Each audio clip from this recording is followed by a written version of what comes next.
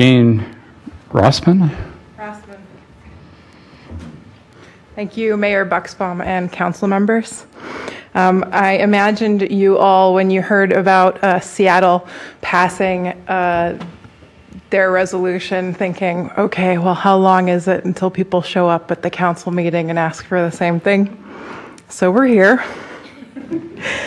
We have a draft resolution that we've put together. That's what's being passed around, our draft resolution, and then it's folded into a piece of paper that has both Seattle and Minneapolis's draft resolutions.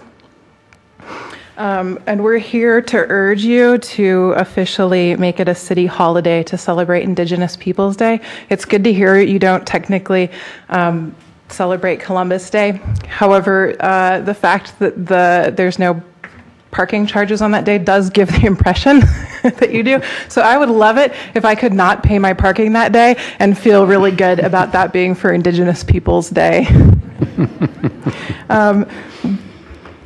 This is a rough draft. We expect there's going to be more feedback, especially from the local nations. This was written by a small group of both natives and non-natives.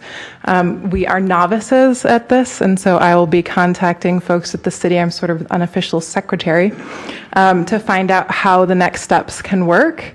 I will say that even though we are novices, we are passionate and we are persistent.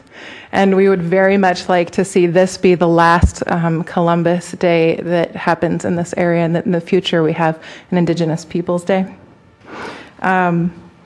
I want to say the states of Alaska, Hawaii, and Oregon don't celebrate Columbus Day. The state of Washington, though technically they take the day off, as I'm sure many of you are aware, takes it in the middle of the winter and doesn't actually celebrate it on the day. We have Minneapolis, Seattle, Bellingham, and Portland all stepping on this bandwagon because it's the right thing to do. We want to leave Columbus in the history books where he belongs.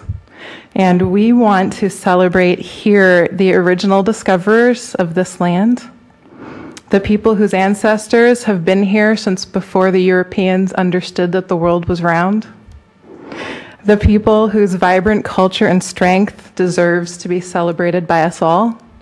I'm very pleased to hear about the types of relationships that the city has fostered with the other nations in this area, and I feel like this will be a wonderful next step in strengthening that and in strengthening what we do here in town with our children and other community members on this holiday.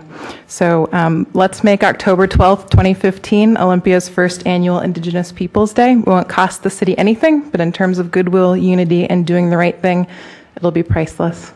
And let's save LBA Woods too. Thank you.